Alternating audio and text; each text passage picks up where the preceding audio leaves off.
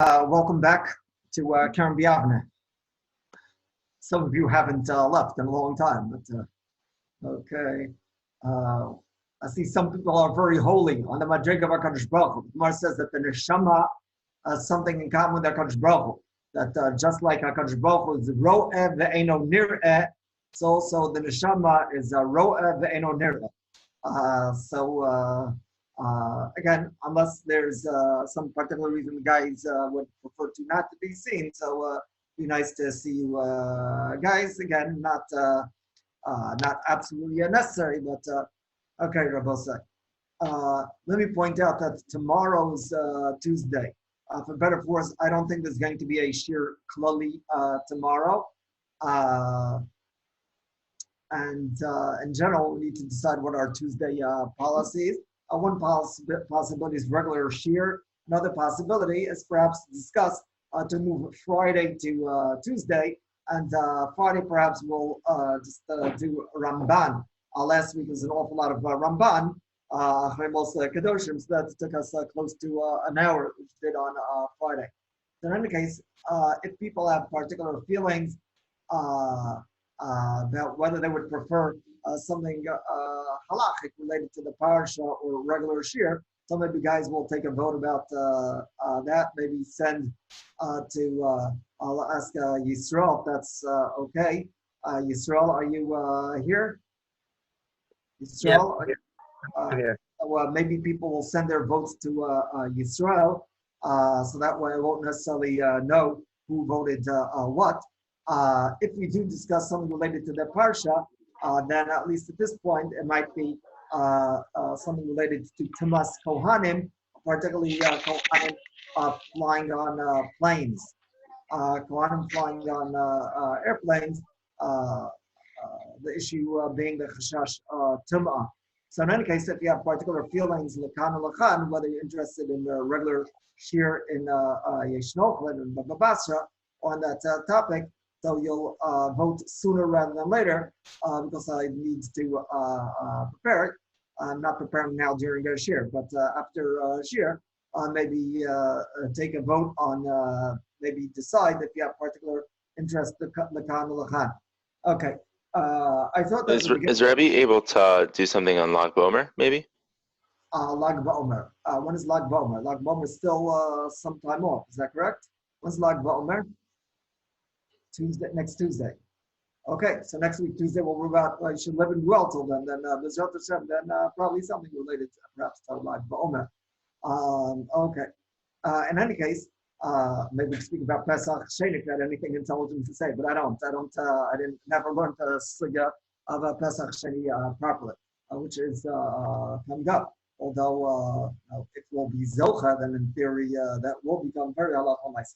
In any case, as you know, I generally try to start Shiur with something a little bit agadic. So I thought that one thing which might be appropriate is to discuss some Pirkei Tehillim, particularly those Pirkei Tehillim, which we have been perhaps saying these days. So maybe just today a few words on Perk Kuf Chaf Aleph, Shela Na'alos, Saynayin Harim, Me'ayin Yavazri, a perk that we're all familiar with.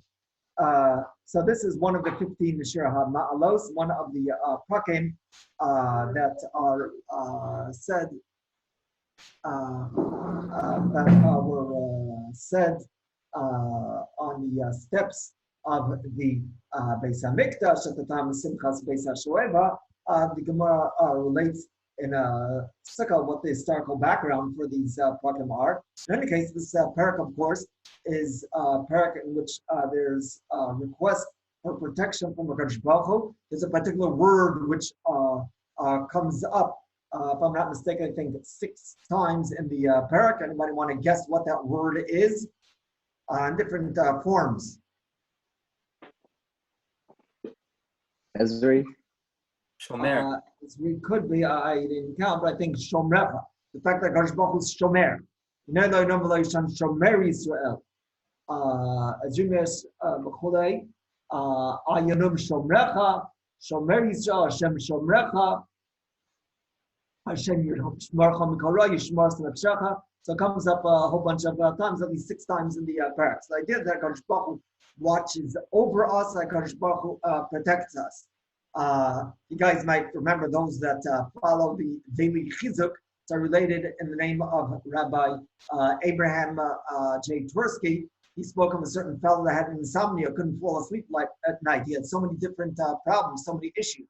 But then, at some point, after saying Nishmas, or after saying the parak of Sainai Le'arim, then he was able to sleep like a baby.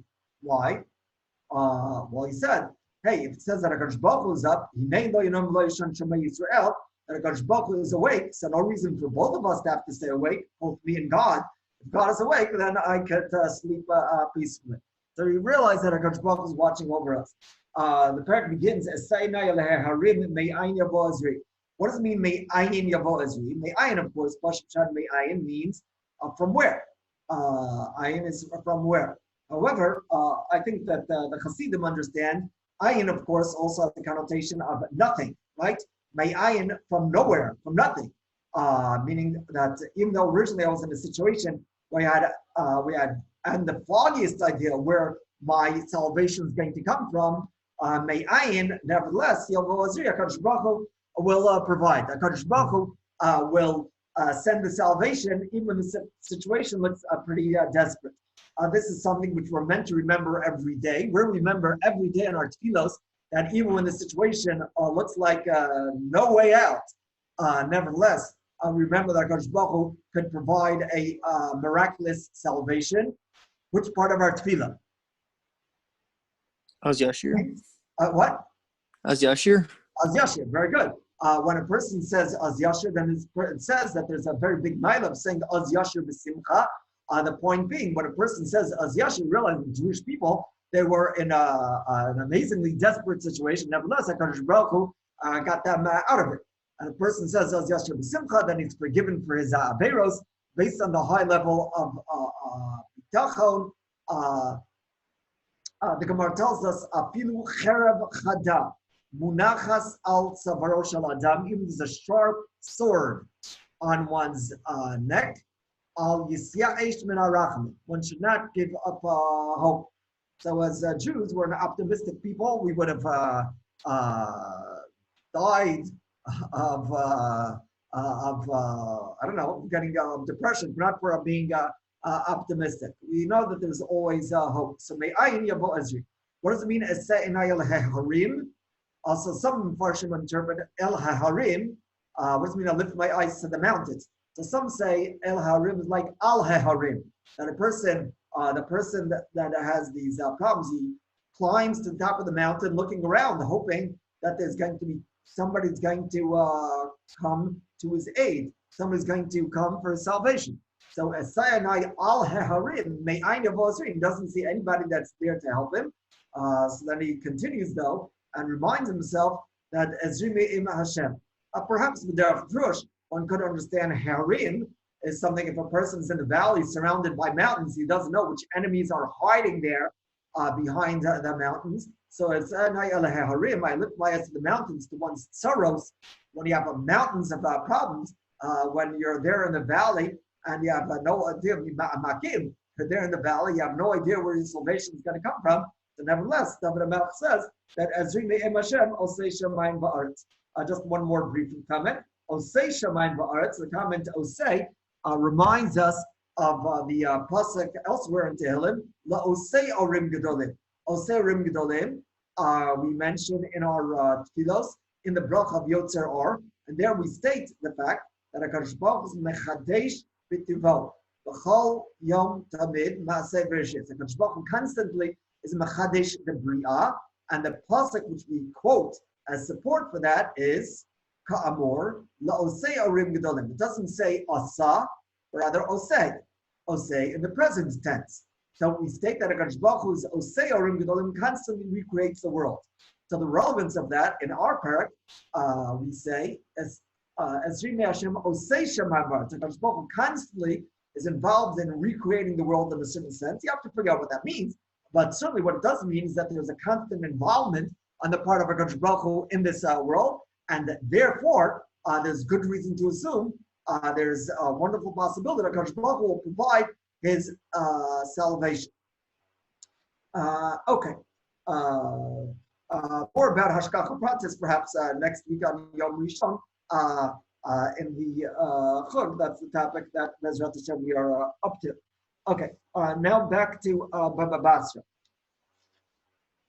I'm sorry, by the way, in the breakout rooms. So this computer, I won't get insulted. If it does, it's going to go on strike again. But all of a sudden, the computer seemed to die on me.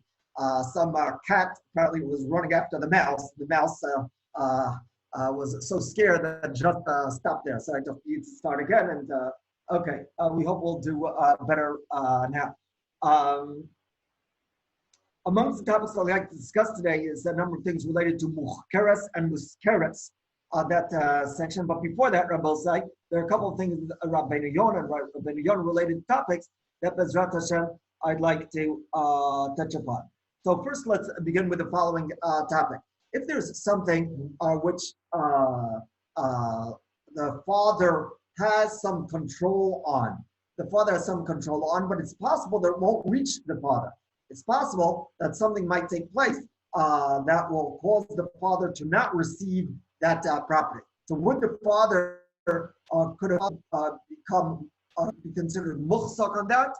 Would the Bechor get Pishnaim on such property which the father has, but at any time somebody could prevent the father from getting that, or somebody could prevent the Yorshim from getting that property. If there's something that the Yorshim have some sort of control on, but somebody could prevent the Yorshim from getting that property, would the Bechor be considered, would the Bechor get Pishnaim? Is that something that's considered to be muhsak in the hands of the father? So Rabbeinu Yonah, as you saw, took the position that certainly,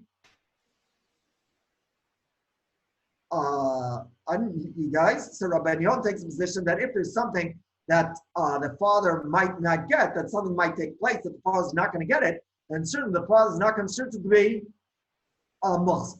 The father is not considered to be muhsak on that. We'll see that in a bit. On the other hand,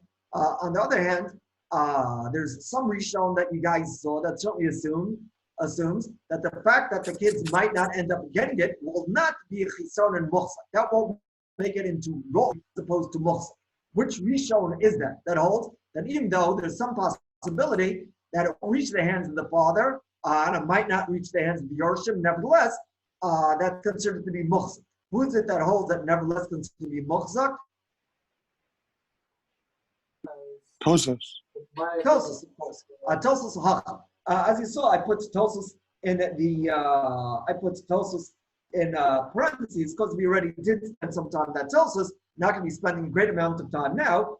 In which we did see is that Tosos of the opinion. Take a look at Tosos of the opinion that even though Makir Kuna is something that the Yisrael could back off from, presumably could back off and decide not to give it to the father, presumably could back off and decide not to give it to their kids. Nevertheless, the Bechor is considered to be muhsak and would get Pishnai. Right? That's what Tosos writes. Tosos after all writes that Makir Kuna is something that the Yisrael could back off from. On what basis? Why did Tosos say that? Well, Tosos compares Makir Kuna to Matana Mu'atas. Matana Mu'atas, the Gemara said in Bab Mitzvah and Test, that one could back out. I think that's the case, that one could back out from Makir Kuna, one could back out from Matana Mu'atas, and nevertheless, the Gemara does indicate the Bechor gets Pishnayim. Tosos of the opinion that the ability to back out is not something that would prevent the father from being muhsak. Okay, this is a chidush.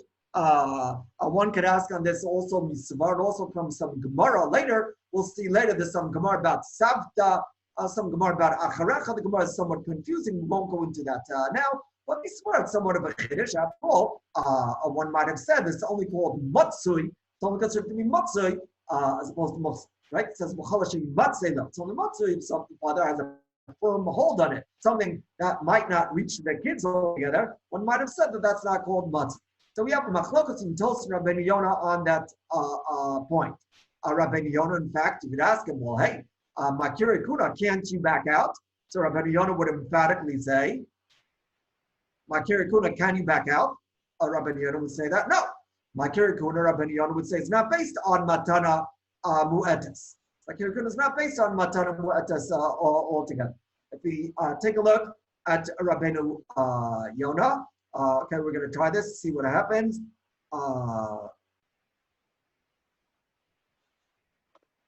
Okay, so we have Rabbeinu Yonah over here on the Haya Zrolachim Makeva. Right, Makire Kun. Right, you guys are with me? You guys here? Okay, Makire Kuna. Yaish Mefarshim. Came the Sam Lahadabe Balabais V'chulei. He quotes Yaish Mefarshim is basically like tells us that since probably you're not going to back off, so that's enough of a basis to be muhzak. It says the Rabbeinu Yonah, that's incorrect. Line 15.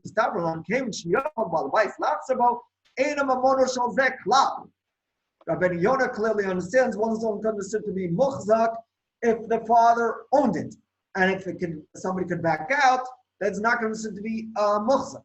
How could the bechor get pishnayim? Rather, says Rabbeinu Yonah, in the continuation, he says, line 19, one of them didn't reach the father. Once the animal is shechted, and the animal, of course, over here was shechted during the lifetime of the Kohen father, the Yisrael cannot be choser. Why, in fact, that's so? How he understands Makir Kuna, so he says it's based on some takanas chachamim, some which we won't go into. But what is clear is Rabbeinu Yonah understands that Makir Kuna one cannot back out, and only because one can't back out is the Kohen father considered to be muhzak. So Tosa says that one can back out from Makir Kuna. Makir Kuna is based on Matan Mu'etes. One can be choser. And the father is considered to be muhzak despite that ability to be choser. And Rabbeinu Yonah says that's incorrect. You guys saw the Ktos. The Ktos.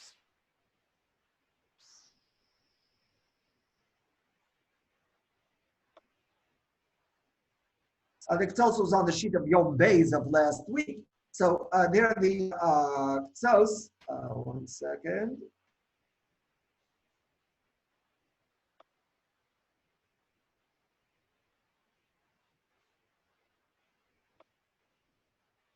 So the Ktos over there is of the opinion. He quotes the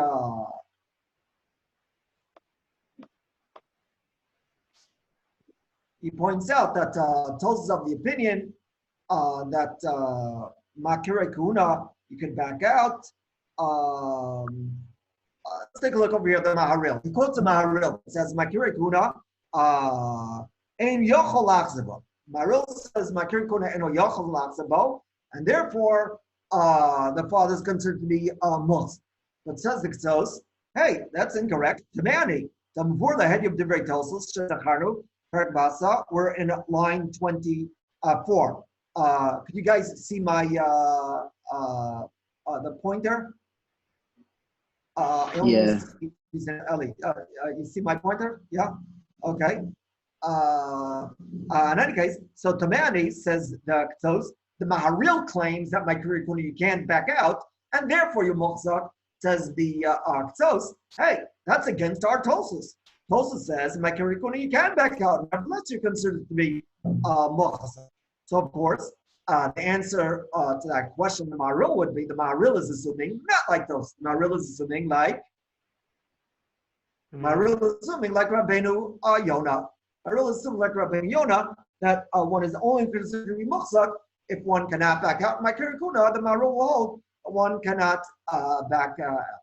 Okay. Fine.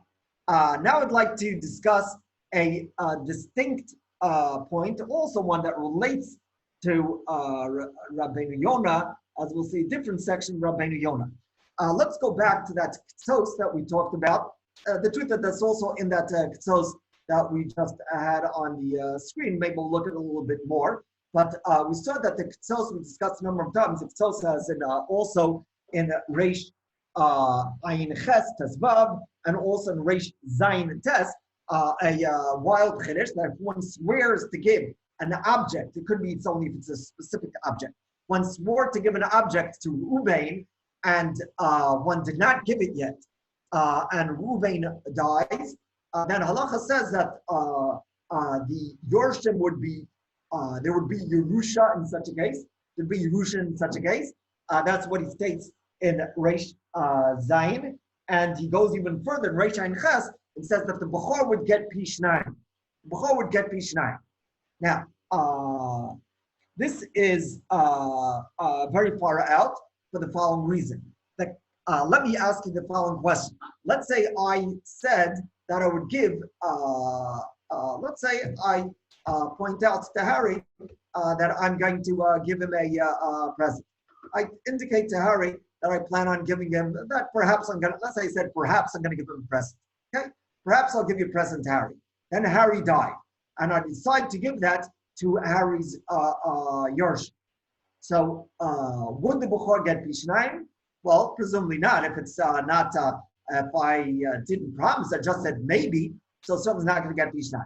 When I give it to Harry's Yorshim, would we say that they were Yoresh, that present? Would we say that were Yoresh, that present? Would we call that Yerusha? No. Obviously not. Why not? Because that which they're getting it has nothing to do with their father. It's true that I'm maybe giving it to them because their father was a dear friend. But hey, they're not getting it from their father. It wouldn't be called Yerusha, wouldn't be called not Mochzak, wouldn't even be called Roy. Why didn't it be called Roy? Well, what's Roy? Roy is, let's say, some after the father died, some rich uncle of the father dies, and the father gets it Bekever, then goes to the Yorshim. So that's something that's called Roy. It's not Mochzak. Mochzak is stuff which the father had a firm hold on. That's Mochzak. That the Bechor gets Pishnayim.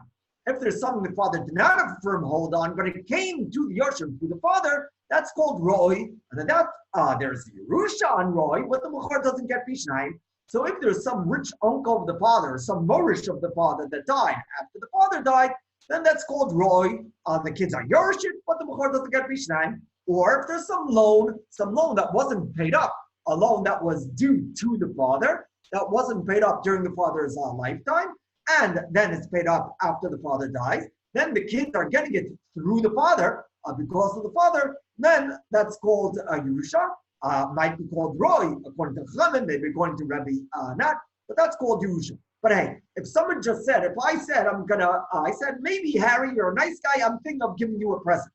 And I never got around to giving it to Harry. And then I decided to give it to Harry's Yorshin, then that's not called not Roy, and not it's not Yerusha altogether. Certainly it's not called Mochzak, it's not called Roy, not called Yerusha altogether. Maybe that's the case. So one might have guessed that when I swear to give something to somebody, then if the fellow dies and I give it to the kids, one might have said that that's not called Yerusha. Because after all, when I swear that I'm going to give $100 or a certain object to Harry, then I have an obligation, Bein Adam Lamakom, an obligation to God, not an obligation to Harry. If I don't give it to Harry, then I am in violation of the Isser Shmuah. I'm not in violation of stealing from Harry. Harry would not be able to take me to court. Let's say I swore I would give something to Harry and I don't give it to him. Could Harry take me to court? Presumably not. And being that's the case, so one might have said that in such a situation where I swear to give something to Harry and I don't give it to him, one would have said that there's no concept of Yerusha in such a case. And certainly one would say that the Bechor is not going to get Pishnayim, because after all, that's certainly not Mochzak. But the Ktsos goes so far as to say, the Ktsos says that there sounds like there's Yerusha and such a thing. He says that there's an obligation. If I swore to give something to Harry and Harry dies, I need to give it to the Yorshin. And that's what he says in the Reish Zayin. And in Reish Ayin Ches, he even indicates that the Bechor would get Pishnayim. The Bechor would, in fact, get Pishnayim of that. So, of course, Reish Ayin Ches is a Chiddush al Gabe Chiddush. It's a Chiddush to say that there's Yerusha a concept of Yusha over there. It's a Chiddush al Gabe Chiddush to say that the Bukhar would get Pi Shnayim. Now, to ask the Ksos would say, well, hey, don't look at me. The Ksos would just say, if you say the Ksos, that's a wild Chiddush, what would the Ksos say? Don't blame it on me, blame it on Tosis. After all, the Ksos says, I get this from Tosis. Tosis indicates that by Matanamu Etes, there's a din that the Bukhar gets speech. Makirikuna Bukhar gets speech 9. Makirikuna is based on Matanamu Etes. Matanamu Etes doesn't seem to involve a Kenyan. And nevertheless, it says that there is a din of Yusha. It says the Bukhar does get speech 9. So the Ksos would say, hey, it ain't my fault. I'm just telling you what it says in Tosis. I'm just building upon Tosis. Of course, right? Because the Ksos, both in Reish Ein Ches and Reish Zayin, he quotes as his source. Again, this was on the source sheet from Yom Beis. We're not going to look at it more at this moment. In both cases, he invokes the Tosis. Says our Tosis says Makirikun is based on Matan Mu'etes. Matan Mu'etes.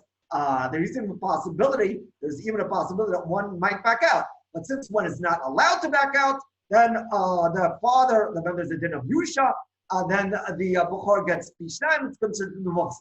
It's also in the case of Shvuah. Shvuah, certainly the Issur to back out is more serious than the Issur to back out by Matan Mu'etes. So certainly by Matan Mu'etes and Makirikuna, there's din of Moksak, certainly also by Shvuah.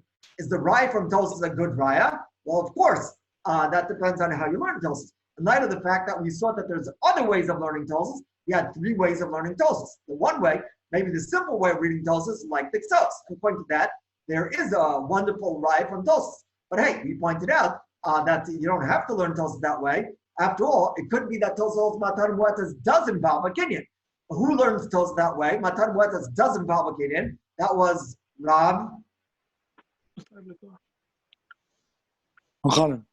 Al-Khanan, thank you. That was Rav Al-Khanan. He learns that there is a Kenyan, and alternatively, we have this disciple that it says that Matan Mu'etes by itself is not a Kenyan, but nevertheless, over here by Makirikun, there's a Kenyan which takes place in light of the fact that Matnos Kahuna belonged to the Shevet Kahuna. In light of its belonging to the Shevet Kahuna, then the Din Matan Mu'etes boxes out somehow the other Kohanim, and Mamela belongs to the Kohen. So, hey, according to both Rav Al-Hanan and according to the Steipler, there is some sort of kinyan which transpires over here, and that's why the Bukhar gets Bishnayim. That's why the Kohen father is considered to be Mochzak. But just if there's just a Chiyuv Shavua, which obligates the giver, then certainly the father would not be considered to be a Mochzak. To summarize, Rabbi? I'm sorry, let me just summarize. So the Ksos as a Chiddush, I'll got a Chiddush with respect to Shavuot, which he learned from Tosis, but his Raya is only Raya if you learn Tosis like the way the Ksos does, like the simple reading, but we pointed out that there's other ways of learning Tosis. Yes. Eli. But if someone decides to give another person a ton of mu'atas and decides to back out on it, does that Makabal have a tviyah on that no sin and based in that you decided to give up back out? According to Rabbi Chanan, yes. According to others, probably not.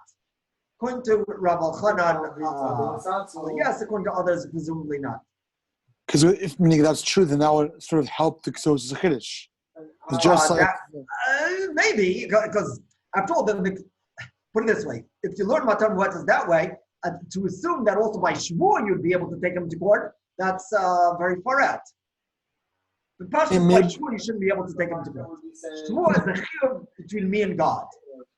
So I'm saying Matan Mu'etes you can't take him to court. That's because you're learning Matan Mu'etes is different than Shavuot. So I don't necessarily be able to. Right? Maybe if Matan Mu'etes you can't take him to court, then that would fit nicely to the Ksos. If you say you can't take him to court, then that would be fit nicely with the Ksos. That would fit in with the Ksos? Right. But if you can't take fourth, then again, if you learn like the simple reading of Tosfos, then in Achanam you have right from Tosfos. But the Pashtas, if we say that that simple reading of Tosfos is too wild, and we learn Tosfos differently, then the right from the Tosfos goes down the drain. Okay? Fine. However, despite the fact that there's no raya from Tosfos for this chiddush of the Ketos, we see that there's at least perhaps somewhat of an indication, or at least part of what the Ketos says in Rabbeinu Yonah. There's a Rabbeinu Yonah that would seem to support at least part of what the Ketos says, not that which the Ketos says that there would be a din of Mochzak, that the Bechor would get Bishnayim. That Rabbeinu Yonah would certainly not agree with, as sort of we saw in the Rabbeinu Yonah a few minutes ago. But that which the Ketos assumes there would be a din of Yerusha, perhaps is somehow supported by something in Rabbeinu Yonah.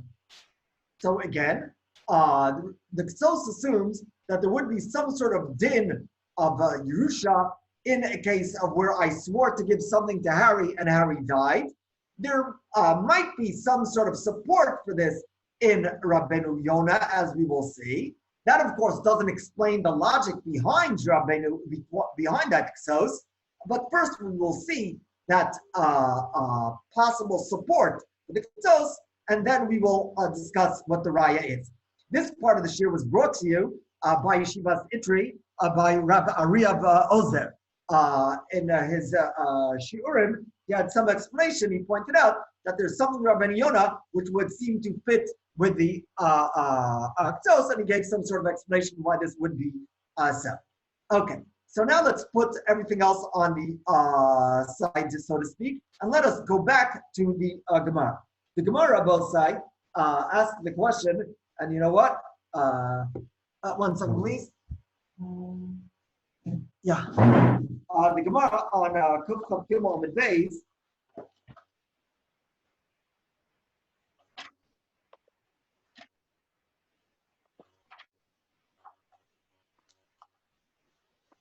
So the Gemara says, Rabbi Sai,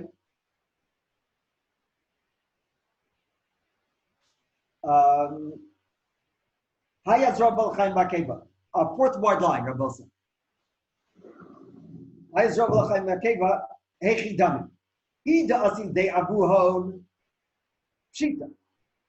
in fact the animal was slaughtered during the father's lifetime, then pshita that the Bechor Kohen would get Pishnai. If it didn't reach the father's hands, if the Yisrael shechted the animal and it didn't reach the father's hands during the father's lifetime, the Kohen father's hands, then says the Gemara, then even if it's given to the Yorshim, it's Roy, and thus the Bechor would not get Pishnayim. The Bechor doesn't get Pishnayim in stuff which is a Roy. Okay, so you guys saw that Rabbeinu Yonah has difficulty with Lashon in the Gemara.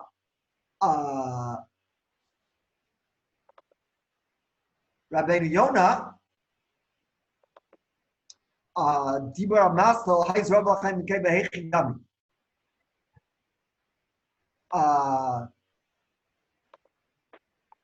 Yaish lahakshus.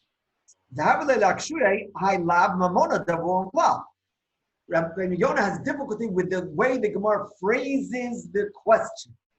The Gemara, when it asks this question of, hey, are we talking where the animal was slaughtered during the father's lifetime, or was it not slaughtered? The Maskana, of course, said it was slaughtered during the father's lifetime, but wasn't sacred. But the way the Gemara phrases the question is, if it was slaughtered during the father's lifetime, then pshita. Wasn't slaughtered during the father's lifetime, then this is roy, and the Bechor will not get pishnai. Rabbeinu Yonah says the Gemara should have phrased things differently. It should have said that if it was not slaughtered during the father's lifetime, then even if it's given to the children are not getting it as Anybody? The children are not No. getting it as Yerusha. Yerusha. Thank you. They're not getting it as Yerusha altogether. And obviously the Bechor won't get Pishnayim. So the Gemara says that if it wasn't slaughtered during the father's lifetime, the Bechor won't get Pishnayim due to the fact that it's Ro'oi. The Gemara should have said that it wasn't shechted during the lifetime of the father. The Bechor won't get Pishnayim due to the fact that there's no Yerusha in such a case. Right? As he says, Yaish lahakshos in the second line, it's not their father's money. It's not something which is coming to them through the father. And in fact, he quotes from the Rimi Gash on line 10, why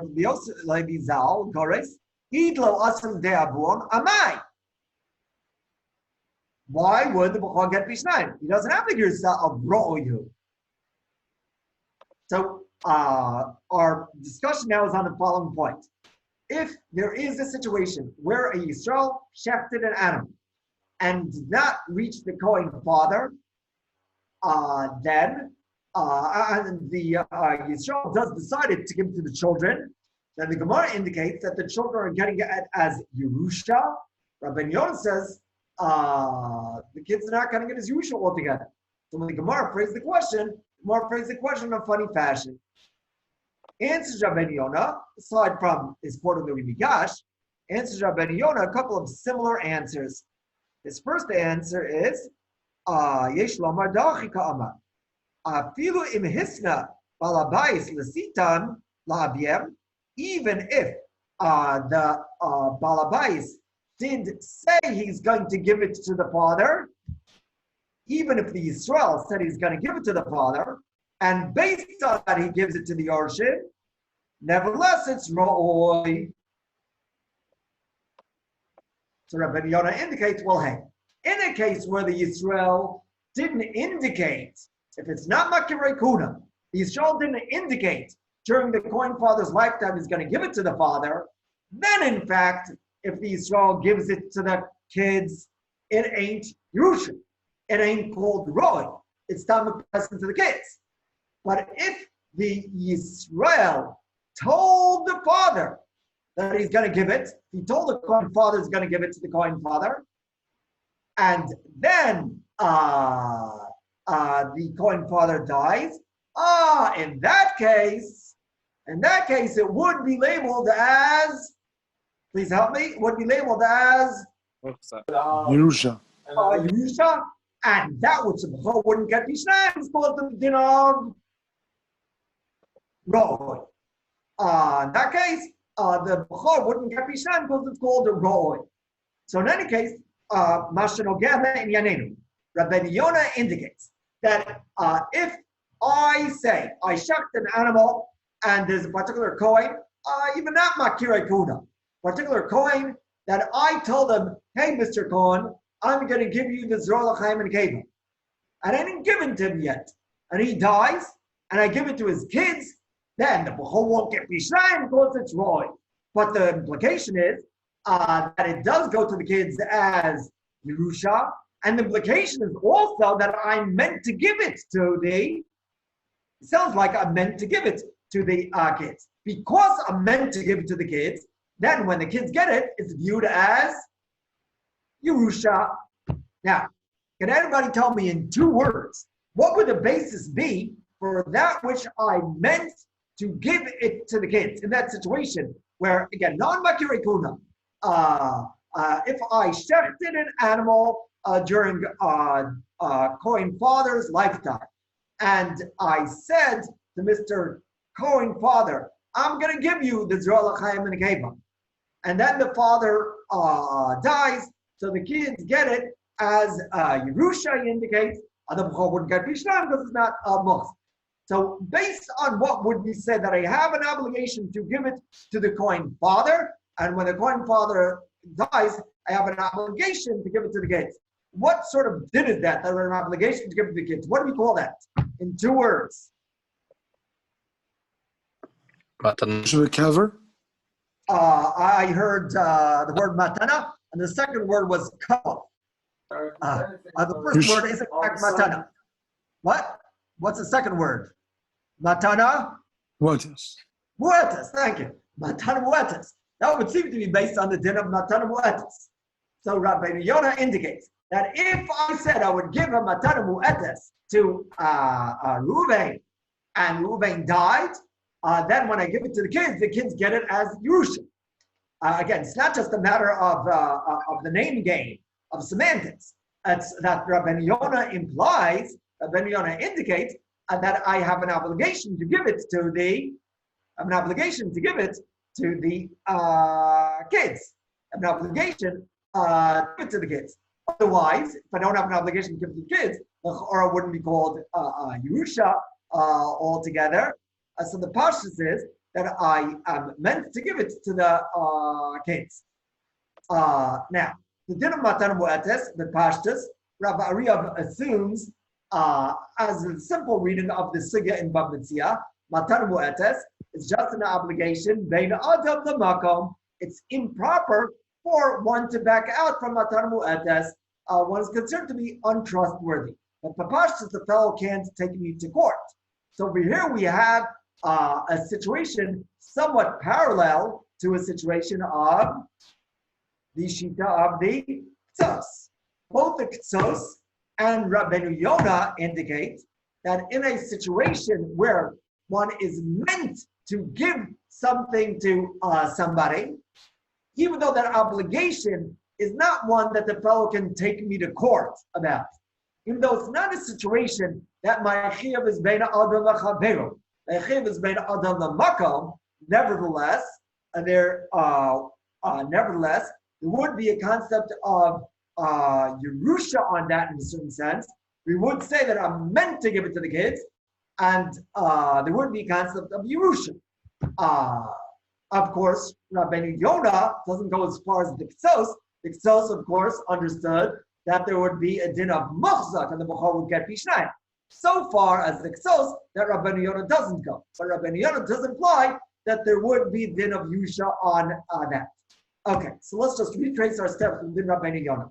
Rabbeinu Yonah understands that which the Gemara, in its question, before it establishes talking about Makirei Kuna, that which the Gemara in its question said that if the Matanos didn't reach the father, then the Bechor shouldn't get a Pishnayim. The way our Gemara phrases the question is that it's Roy, and therefore the Bechor is not going to get Pishnayim.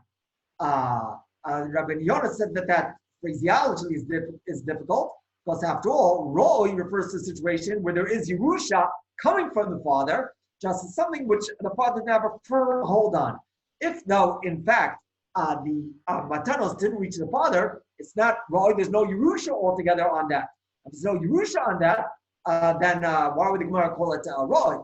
Says Rabbeinu Yonah, well, maybe we're talking about a case where the Yisrael did say, the Gemara means say, even if it's the case, the Yisrael did say he's going to give it to Kohen father, even there, the Bechor is not going to get Pishnayim. So Rabbeinu Yonah indicates that if the Yisrael didn't say he's going to give it to Kohen father, there would be Yerusha on that, something that the Yisrael is meant to give. Why is he meant to give it? It's based on the din of Matan Mu'etes. So he indicates that something which one is meant to give, even though there's no kinyan on it, even though there's no obligation on that. Nevertheless, there is a concept of Yush. So we do have some source, Rabbeinu Yonah, to at least part of the Chiddush of the Ktsos. But now the question still becomes, what would the rationale be? Why would that be so? That there would be a din of Yerusha on that. So now let's put everything else on the side and let's figure out why, in the case of the Ktsos, or in Rabbeinu Yonah's case, if I swore to give something to Reuven and Reuven dies, then the Ktsos implies, Rabbeinu Yonah would seem to indicate as well, there is some sort of obligation to give it to Reuven's kids, and the Rabbeinu Yonah indicates the Bechor wouldn't necessarily get Pishnayim, the Ktsos would. Why would there be an obligation to give it to the kids? Why would there be a concept of Yerusha on that? Yerusha is l'chora in a situation where somebody owns something, or something comes to somebody by kever. Over here, doesn't own it. Why would there be a din of Yerusha on that?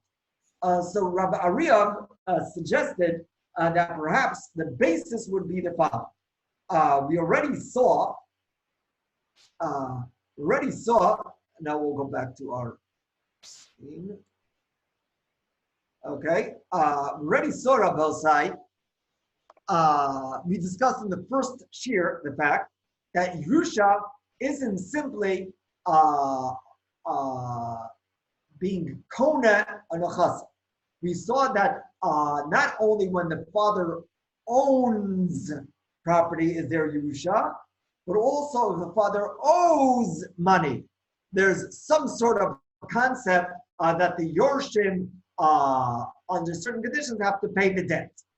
Why is this so? Yerusha, after all, normally is when there's something which a father owns, then it's transferred to the kids.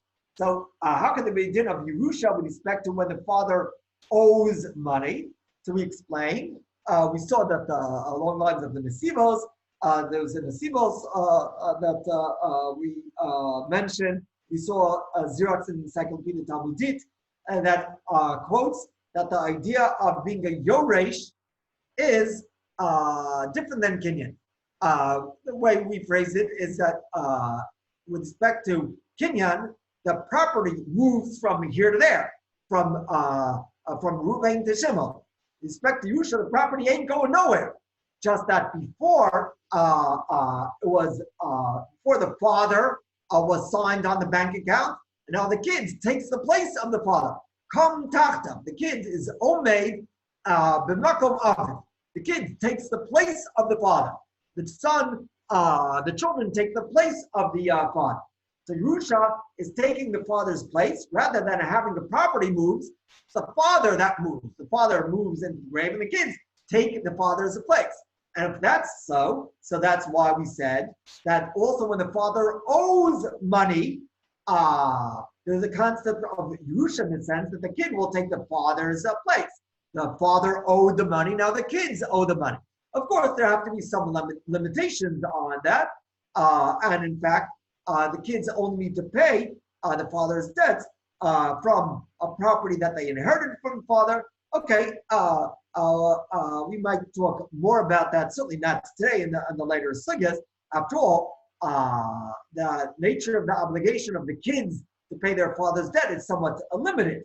But the very fact that under certain conditions the kids need to pay their father's debt is something which is based on the idea that the kids step into the shoes of their father.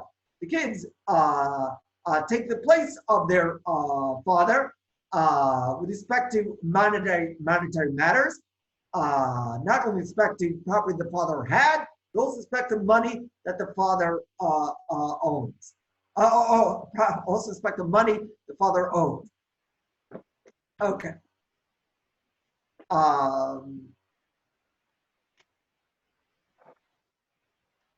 If we understand that Yerusha is taking the place of the father,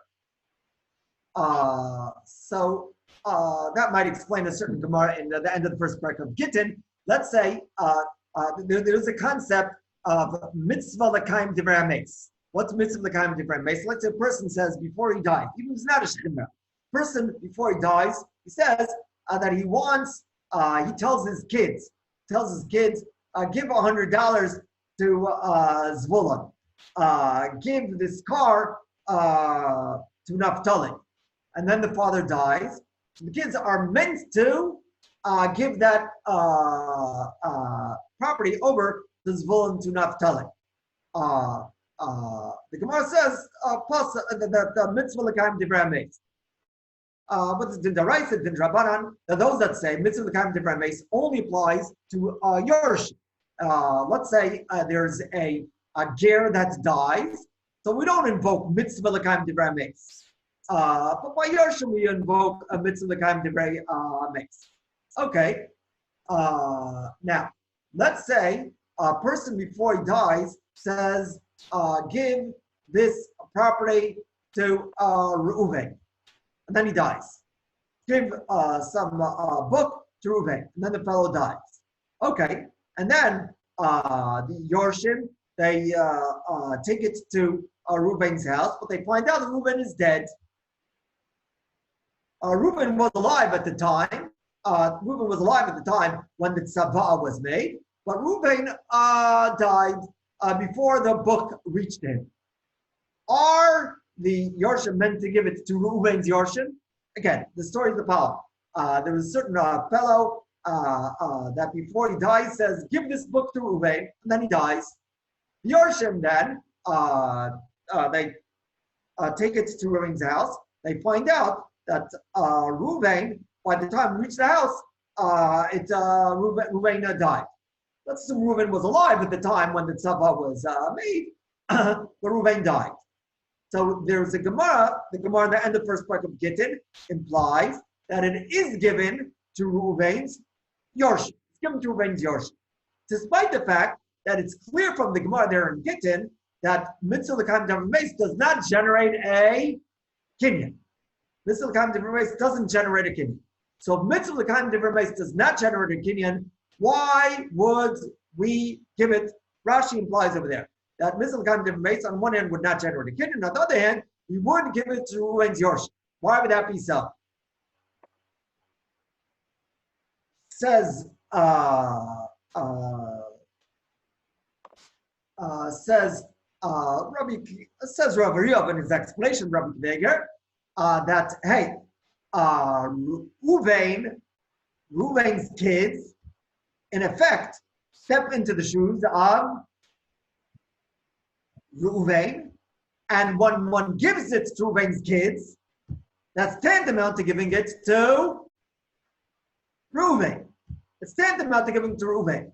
And therefore, even though Mitzvah L'Kayim Davar Meis, when the fellow said before he died, give it to Reuben, that did not generate a kinyan. It still belongs to the Metzabeh, and when the Metzabeh dies, it belongs to the Yorshim, Nevertheless, Yorshim are meant to give it to Reuben, and even if Reuben turns out by the time it reaches Reuben has died, the kids are meant to give it to Reuben's Yorshim, because Mitzvah L'Kayim Davar Meis dictates that they're meant to give it to Reuben, but hey, that bank account of Reuben is taken over by Reuben's Yorshim, therefore it's meant to be given to Reuben's Yorshim.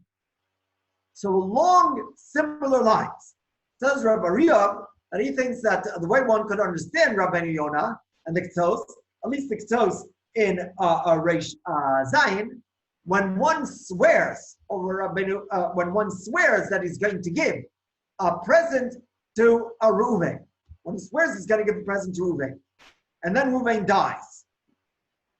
So the obligation to give this present to Reuben is just Bein Adam L'Makom. There's no kinyan that Reuben has. And thus, full-fledged Yerusha there isn't over here. And Rabbi Yonah would not say, and the Ksos suggests Rabbi Riyah, wouldn't necessarily say that there's full proper Yerusha over here. Because after all, there was no ownership that Reuben had on that. But nevertheless, in light of the fact that the Yorshim step into Reuben's shoes, so if one would give the money to Reuben's Yorshim, then in light of the fact that the Yorshim step into Reuben's shoes, is one fulfilling the Shavuah? Is that called the fulfillment of the Shavuah? That is called the fulfillment of the Shavuah, because it's called giving it to a Reuben. It's giving it to Reuben's extension. The kids are Reuben's extension. The kids step into Reuben's shoes. There's some Rashi, somewhere I don't remember where, that says that until the kids split up the estate, it's as if the Morish is still alive. It's as if he's still in control. Or he doesn't say it's if he's still alive, but still the shame of the Morish is still on that property. So when I swear to give something to Reuben, and Reuben dies and I give it to the kids, that is tantamount to giving it to Reuben. And thus, the kids are getting it as Yorshim. They're getting it because they stepped into Reuben's shoes. So it's true, they're not actually getting it as Yerusha, because after all, it's not something that was owned by Reuben, but they are getting it because of the fact that they are Yorshim. Because that which halacha says that Yorshim step into their father's shoes. And along similar lines, Rabbeinu Yonah, when he indicates that it would be called Yerusha, he said, "It's a boy." I said I would give Reuven a present. I said I would give Reuven a present. I said I would give him the Zerah L'chaim Nekeva. And Reuven Cohen, when Reuven Cohen dies, then Rabbeinu Yonah wouldn't necessarily say that there's proper Yerusha over here. Because after all, Matan Mu'etes is just a din ben Adam Lamakom. And thus didn't belong to the Kohen father. And thus proper Yerusha there isn't over here. But nevertheless, in light of the fact that the Yorshim take over, step into their father's shoes, in light of the fact that the Rishus of the Yorshim is just like the Rishus of the father. So when I give it to the Yorshim, it's tantamount to giving to the father. And since if I give it to the Yorshim, it's tantamount to giving to the father, I have an obligation to give it to the Yorshim. Since if I give it to Reuven's Yorshim, that's considered to be a fulfillment of the Shavua, so I have an obligation to give it to the Yorshim.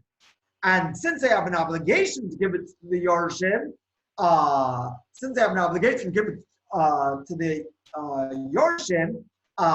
because the fact that they are stepping into their father's shoes, then we'll call that roy. So in summary, Rabbeinu Yonah and Aktos indicate that when there's an obligation between God to give something to Reuven, and Reuven dies, then when I give it to the kids, that's called Yerusha. They imply I'm meant to give the kids, and that's called, in a certain sense, Yerusha. Why would there be Yerusha on something that wasn't owned, that the father did not have a monetary claim on? Answer, it's not really called Yerusha in the strict sense, but rather the Ketzel Rabbeinu Yonah can be understood as meaning, as saying that since the kids step into their father's shoes, and if one would give it to the kids, that would be tantamount to giving it to the father. So one is obligated to give it to the kids, and that's viewed as giving it to the father. So the kids are getting it because of the fact that they are Yorshim. They're not getting it as proper Yerusha, because after all, proper Yerusha is only something that was owned by the father, or something that was coming to the father Bakever. But they are getting it because of the fact that they are Yorshim. I mean, they're getting it because of the fact that they're Yorshim, then it can be labeled as Yerusha, would be labeled as Ro'od. Okay. So in any case, the halacha which emerges from here is that when there's an obligation, ben adam lamako, for me to give something to somebody, then, and that somebody dies, then, at least according to Rabbeinu Yonah and according to Ketsos, then one is obligated to give it to the Yorshim. Not that there's necessarily proper grusha on that, but the obligation to the Yorshim in light of the fact that the Yorshim step into their father's shoes, and thus giving to the kids would be a fulfillment of the obligation giving it to the father, and thus halacha would say that I have to give it to those kids. Okay, Allah halacha, I don't know if necessarily we would accept this chiddush, but that's what Rabbeinu Yonah might imply. That's what the Ketsos might imply. Okay. Again, this was all predicated on the assumption that Yerusha is not just taking over a bank account. If Yerusha was that Yerusha is not simply transfer that the Nechasim are transferred from here to there. If Yerusha were simply like a regular Kenyan, that the property is transferred from here to there, so here there's no property that's being transferred.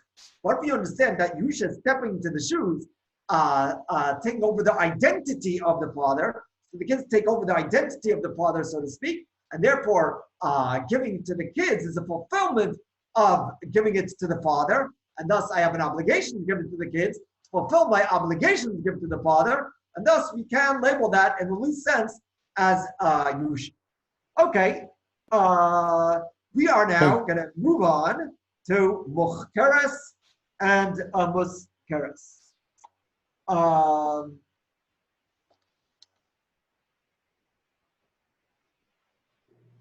Maybe.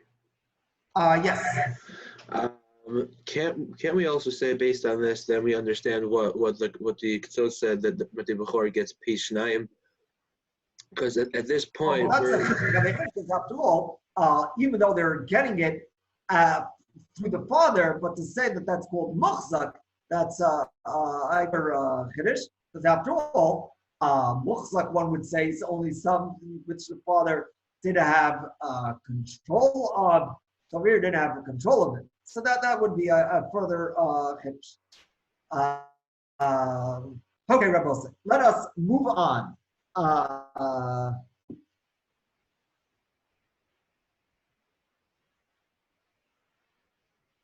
Actually, we're regressing. Let's move back to Tanu Rabbanan HaBechor. Last skinny line.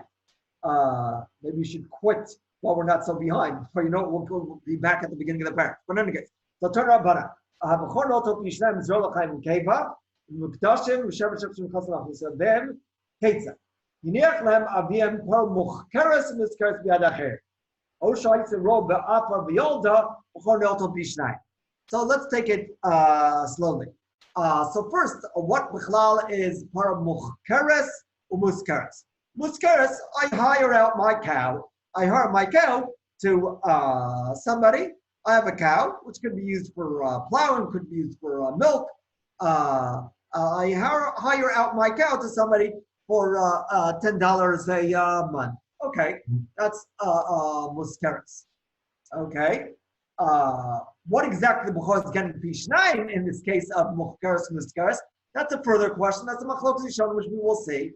But first, just to understand the words, what Muskeres means. What does Muchkeres mean?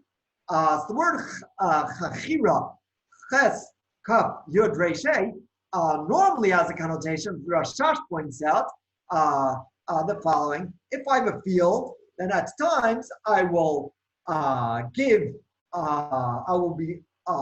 the field to Reuven, with the arrangement being that Reuven, for every year that he holds on to the field, will give me 5 bushels of wheat. For every year, give me 5 bushels of wheat.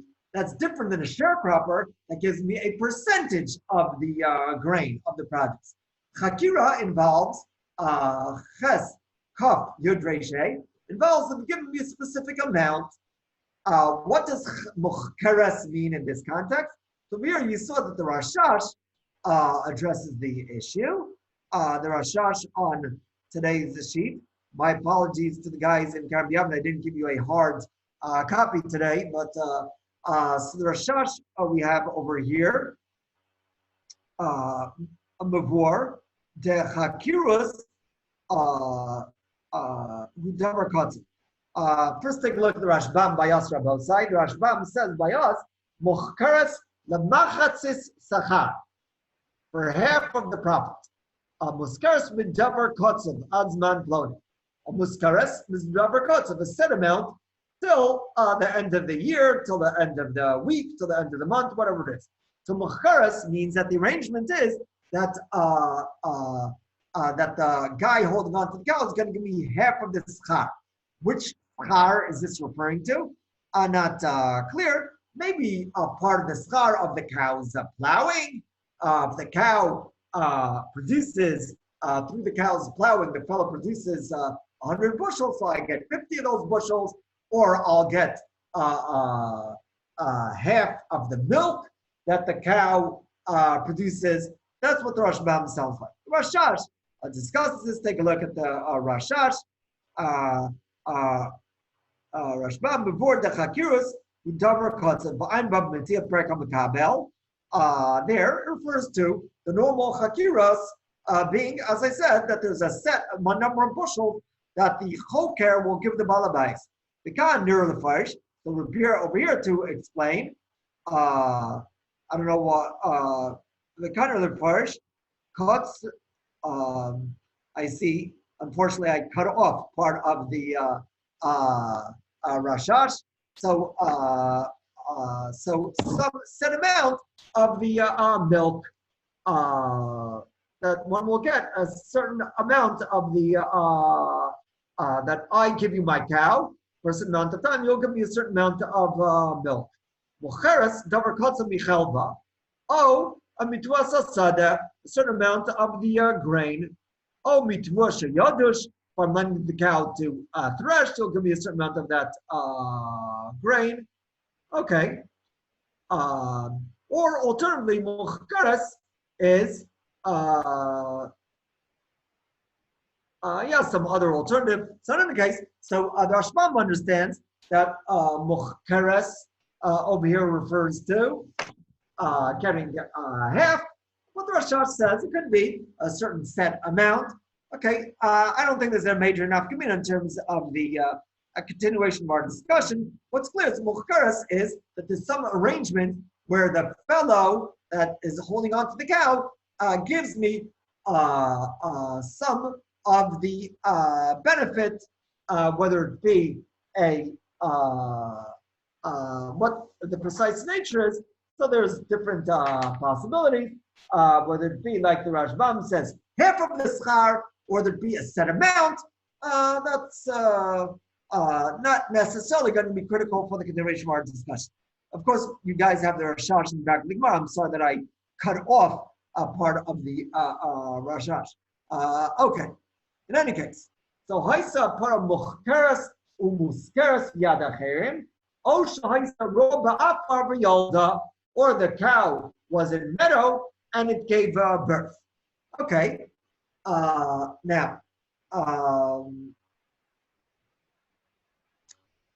so certainly in the case of roba afar v'yolda, what's the situation? The father owned a cow. The cow is out in pasture, and the cow gave birth after the death of the father, of course. And the Bryce is telling us the Bechor gets Pishnayim. Bechor is only getting Pishnayim according to Rebbe, not according to Rabbanan. After all, this part of the Brysa speaks, or at least it would seem that it's only going to be true according to Rebbe. After all, as the Brysa says in Kov Chav Dal and Marav, only Rebbe holds that Bechor gets Pishnayim and Sheva after the death of the father. Ramban argue. We'll see there's some Rambam that seems to indicate otherwise. So in any case, so Maybe would it make a difference when the cow became pregnant? It might, and that's something that down the road we might talk about. So in any case, so says the Brisa, Haisa paraso muchkeres u'miskeres b'yadachem, or shahaisa aroba apar of the yolda, then Bechor notel Pishnayim. So what's the Bechor getting Pishnayim in? So in the case of roba apar, the Bechor is getting Pishnayim in the blood. What about muchkeres u'miskeres? What's the Bechor getting Pishnayim in? What's the Brisa referring to? When the Brisa says that also in the case of muchkeres u'miskeres, the Bechor is getting Pishnayim, what is the Brisa referring to? So as you guys might have seen, there's a machlokas, which we're not going to get into today. When it says the Bechor gets Pishnayim, is the Brisa referring to the Bechor getting Pishnayim in the Dmei Chakirus, in the Dmei Schirus?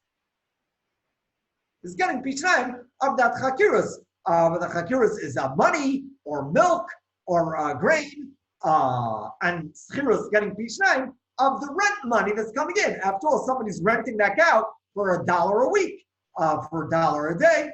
So is it referring to the Pishnayim that Mechakir is the Mechakir? Is that what the Bryce is talking about? That's what the Rashbam would imply. The Rashbam on top Rashbam on Chal or does the word B'yolda go also on Muchkeres Muskeres? The Ritva indicates the Ritva that was on the sheet from Yom Aleph. We won't look at it this moment. The Ritva indicates that B'yolda goes also on the case Muchkeres Muskeres. That the Brisa tells us that whether the cow be Muchkeres Muskeres, whether the cow be Roba Afar, in all those cases, if the cow gives birth, the Bechor gets Pishnayim in the blood. Now, let me point out the following.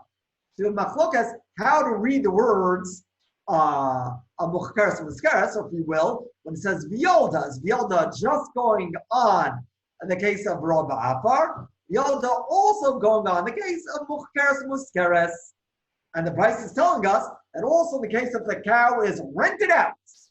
Also in the case of the cow is muchkar. Also in the case of where the cow's in the meadow. In all of these cases, the Bukhar gets Bishnaim of the blood. That's how the Ritva reads it.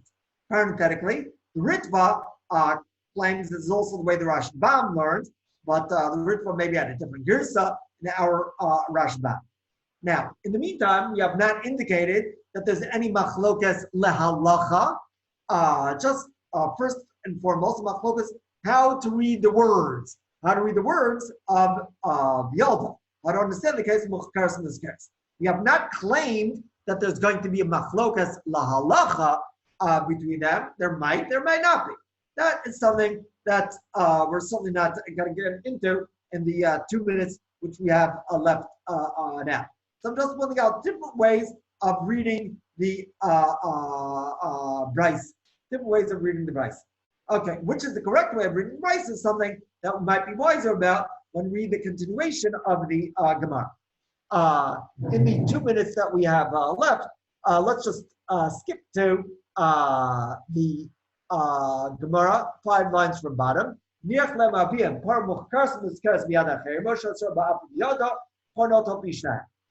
So the Gemara raised the question, Hashta muchkars muskeres labrishus Gemara kaima amid shakil roa ba'afar mibai. If the Bukhar gets pishnaim in the case of muchkars muskeres, despite the fact that the cow, in a certain sense, has been removed from the rishus of the father, after the father rented out the cow, he hired out the cow. So if over there the Bukhar gets pishnaim, so certainly in the case of roa ba'afar, the Bukhar should get Pishnaim, because after all, Ba'afar, the cow is not been removed from the Rishus of the father. It's in the meadow, but still fully in the Rishus of the estate.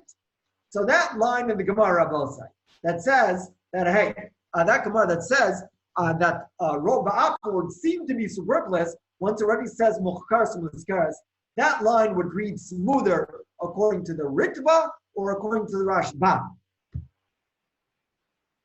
That Gemara that sort of implies some sort of equation between Muchkaras and Muskaras, or that which Gemara says, once I know Muchkaras and Muskaras, then I certainly know Ro Ba'afar. That line that sounds like those cases are somewhat parallel, of course, reads a lot better according to the Ritva. According to the Ritva. And in fact, the Ritva brings a raya from that line of the Gemara. After all, according to the Rashbam, the Gemara is sort of comparing pencils and potato chips. The Gemara is comparing things which are not similar. The Gemara is saying, well, if I know Muchkaras and Muskaras, so I know Ro Ba'afar. Muchkaras and Muskaras is talking about the red mud. Ro Ba'afar is talking about the blood. So for the Gemara to say, well, once I know Muchkaras and Muskaras, I know Ro Ba'afar, that's a little bit, those cases are incongruous. That comparison is a little bit, that statement is a little bit funny from the Rush. Reads smoother according to the Rit. I'll remind you guys, it's been a pleasure as always. I hope that the quality has been somewhat okay, although I'm not sure what I'm going to be able to do about the quality of the recording. The good thing about this is I can blame anything which sounds silly and sheer on the quality of the recording and not on myself. So blame Zoom, don't blame me. In any case, so we'll take that vote about whether Shiur tomorrow is about Tumas Kohanim flying in airplanes, or some other topic on the parsha that might come to mind, or continuing in Baba Basra. So please, I hope that Yisrael, you don't mind. Yisrael, I'm unmuting you, or you'll unmute yourself. Is that okay, or do you prefer that we do this vote in some other fashion? Yisrael, is that okay? Yisrael, well, that's okay. In any case, so please send in your vote to Yisrael. If you don't want to vote, I guess you could simply not vote, and then whoever votes will we'll go with that. Okay, Rabbi, Have a wonderful day. As you guys saw, many were able to participate in the breakout rooms. I'm sorry for the glitch today. Not on all days will work out, depending on who else in the family needs the computer. Okay, Rabosai. Have a wonderful day. Besaros Tovos. Kol Tov, all the best.